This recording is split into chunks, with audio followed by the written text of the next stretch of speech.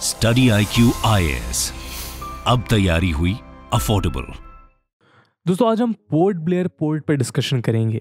ये port bay of Bengal में situated Andaman and Nicobar island की कैपिटल सिटी में लोकेटेड है, जो इंडिया के लिए स्ट्रेटेजिकली बहुत इंपॉर्टेंट है। पर दोस्तों आगे बढ़ने से पहले मैं आपको बता दूं कि ये वीडियो आपके यूपीएससी CSE मेंस में GS1 और GS3 के लिए इंपॉर्टेंट रहेगा, जो इंफ्रास्ट्रक्चर एनवायरनमेंट जैसे सब्जेक्ट्स पर आधारित होते हैं। दोस्तों इंडिया ने ब्रिटिशर से फ्रीडम 1947 में पाई थी और यहाँ पोर्ट का डेवलपमेंट भी ब्रिटिश काल में ही हुआ है। लेकिन ऐसा नहीं है कि इस जगह का सिग्निफिकेंस एंशिएंट इंडियन हिस्ट्री में नहीं रहा है। ये साउथ ईस्ट एशिया में इंडिया का एक गेटवे कहा जा सकता है।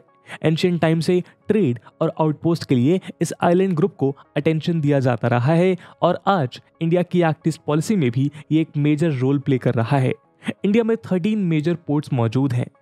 ये है Kolkata, port Blair, Paradip, Visakhapatnam, Chennai, Tuticorin, Cochin, new Mangalore, Mormugao, Jawaharlal Nehru, Mumbai, Kandla और इनोर। हालांकि कुछ सालों पहले इस पोर्ट से मेजर पोर्ट का टैग ऑफिशियली वापस लेने पर कुछ रिपोर्ट सामने आई थी, लेकिन ये सर्टेन नहीं है कि इसका टैग हटाया गया है या फिर नहीं। साथ ही साथ पोर्ट ब्लेयर पोर्ट के बाइफर्केशन को लेकर भी बात की जा रही थी। हालांकि आज इस वीडियो का फोकस आइलैंड की brief history, port Blair port और उसकी स्ट्रेटेजिक लोकेशन पर रहेगा। तो चलिए शुरू करते हैं आज का डिस्कशन। दोस्तों स्टडी IQ के fully live pre plus mains batch में लास्ट की कुछ सीट्स बची हुई हैं।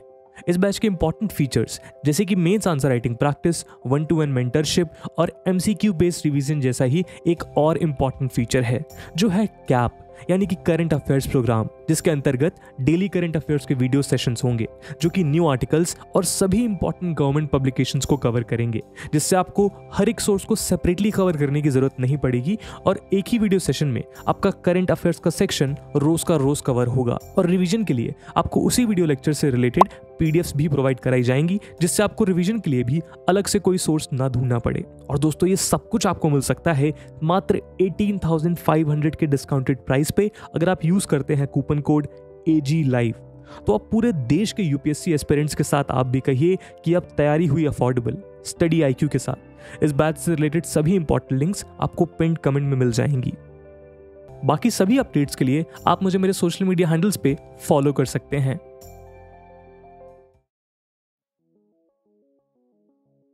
दोस्तों अंडमान एंड निकोबार आइलैंड एक आइलैंड का ग्रुप है, जिसमें करीब 836 छोटे से लेकर बड़े आइलैंड मौजूद हैं। इनमें से कुछ इतने छोटे हैं कि उन्हें आइलेट्स या फिर रॉकी आउटक्रॉप्स कहा जाता है। लेजेंड्स के मुताबिक यहाँ मलाया एथनिसिटी के लोगों को वेस्ट की ओर सेल कर इस आइलैंड ग्रुप से एबॉरिजिनल्स को पकड़कर स्लेव ट्रेड करने का काम किया था। उन्होंने इसे भगवान हनुमान के नाम पर हंडुमान नाम दिया। बाद में करीब 1014 AD और 1042 AD तक इस ग्रुप के सदर्न आइलैंड पर चोला डायनेस्टी ने स्ट्रेटेजिक नेवल बेस भी बनाया था। इस सदर्न ग्रुप को मानक्कावरम नाम दिया गया। ये एक तमिल वर्ड है जिसका मीनिंग है ओपन लैंड। बाद में वेनेशियन एक्सप्लोरर मार्को पोलो ने इस नाम को नेक्यूवरन कहा और इवेंचुअली ब्रिटिशर्स ने जब आइलैंड पर एक छोटा नेवल बेस बनाया, तब उन्होंने इस आइलैंड चेन को अंडमान एंड निकोबार आइलैंड कहा। तभी से इसका नाम अंडमान एंड निकोबार आइलैंड यानी ANI पड़ गया। नाम का ये जेनेसिस इस बात का एविडेंस है कि ये आइलैंड चेन आसपास के देशों और अपने नेवल बेस के जियोग्राफिकल सिग्निफिकेंस के कारण एंशिएंट टाइम में कितनी इंपॉर्टेंट रही है। करेंटली यह आइलैंड ग्रुप इंडिया के स्ट्रेटेजिक अटेंशन के फोकस में है, स्पेशली तब जब इंडिया इंडो पैसिफिक रीजन में अपने स्ट्रेटेजिक इंटरेस्ट परस्यू करने में लगा हुआ है। यह आइलैंड ग्रुप जनरली 2 सेट्स में बटा हुआ है, अंडमान आइलैंड और निकोबार आइलैंड, जो कलेक्टिवली 8,249 स्क्वायर किलोमीटर का एरिया कवर करते हैं। 836 आइलैंड आइलेट्स रॉकी आउटक्रॉप्स के इस ग्रुप में केवल 38 आइलैंड्स ऐसे हैं जहां 4,30,000 लोग रहते हैं, यानी केवल 38 ही ऐसे आइलैंड्स हैं जहां पॉपुलेशन है। ये पूरा आइलैंड का ग्रुप एक सिंगल यूनियन टेरिटरी है, जो सेंट्रल गवर्नमेंट ऑफ इंडिया के कंट्रोल में है। यह Indian government Andaman Nicobar administration के थ्रू काम करती है, जिसकी कैपिटल सिटी है port Blair. Andaman and Nicobar island India के एकमात्र ट्राई सर्विस कमांड का रीजन भी है, जहां भारत की तीनों फोर्सेस तैनात हैं। इसे the Andaman and Nicobar command कहा जाता है।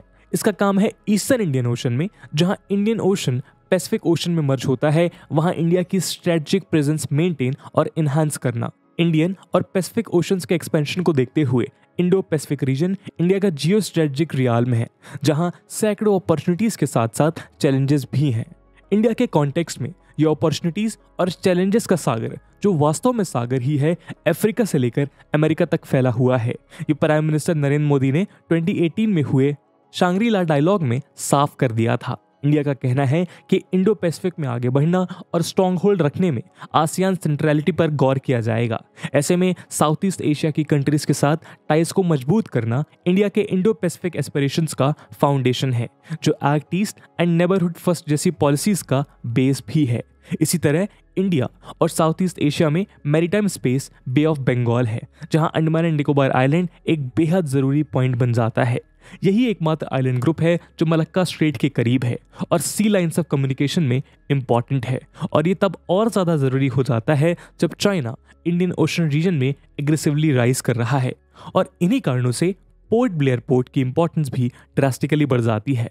दोस्तों, अब हम देखते हैं कि ये पोर्ट ब्लेयर पोर्ट आखिर क्या है, इसका इतिहास, नाम और काम क्या है।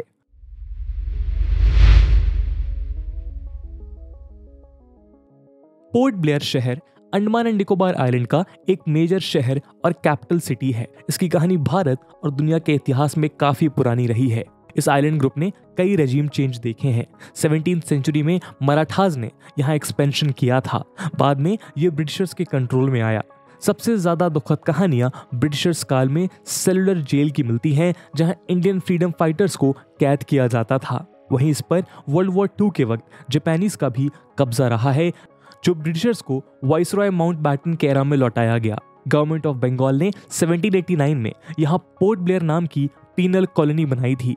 ये ब्रिटिश ईस्ट इंडिया कंपनी के लेफ्टिनेंट एर्किबाल्ड ब्लेयर के ऑनर में बनाई गई थी। इसके बाद ये कॉलोनी ग्रेट अंडमान के नॉर्थ ईस्ट पार्ट में शिफ्ट की गई और नाम बदलकर पोर्ट कॉर्नवालिस किया गया, जो एडमायरल विलियम कॉर्नवालिस के नाम पर रखा गया था। लेकिन यहाँ बहुत सारे लोगों को कई बीमारियों के कारण मौत का सामना करना पड़ा और मई 1796 में यहाँ गवर्नमेंट ने ऑपरेशन बंद कर दिए। हालांकि बाद में लेट 19th सेंचुरी से यहाँ फिर से गवर्नमेंट शुरू की गई। पोर्ट ब्लेयर आज कोलकाता से 1255 किलोमीटर और चेन्नई से 1191 किलोमीटर पर है। शहर का ईस्टर्न, नदर्न और नॉर्थ ईस्टर्न हिस्सा सी लेवल से 100 फीट ऊपर है और वहीं वेस्टर्न पार्ट रिलेटिवली लो है और एक बेहतरीन नेचुरल हार्बर के लिए स्लोप बनाता है। इसे ही पोर्ट ब्लेयर पोर्ट कहा जाता है। पीआईबी की एक रिपोर्ट के मुताबिक जून 1, 2010 को गवर्नमेंट ने पोर्ट ब्लेयर पोर्ट को मेजर पोर्ट का दर्जा दिया था। इस दिन इंडियन पोर्ट्स एक्ट 1908 के तहत पोर्ट ब्लेयर पोर्ट का टेरिटोरियल ज्यूरिसडिक्शन आइलैंड ग्रुप में सभी पोर्ट्स पर कायम हुआ था। वहीं मेजर पोर्ट ट्रस्ट एक्ट 1963 के सभी मेजर प्रोविजंस पोर्ट ब्लेयर पर भी जून 1, 2010 से लागू हो गए थे। इसी के साथ ये भारत का 13th मेजर पोर्ट बना। Port Blair port directly ministry of shipping के अंडर है।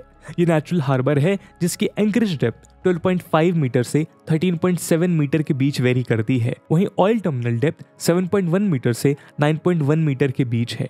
यहाँ 500 मीटर लंबे शिप्स एंकर डाल सकते हैं। बर्ड्स और जेटीज पर रिलायबल इंफॉर्मेशन मौजूद नहीं है।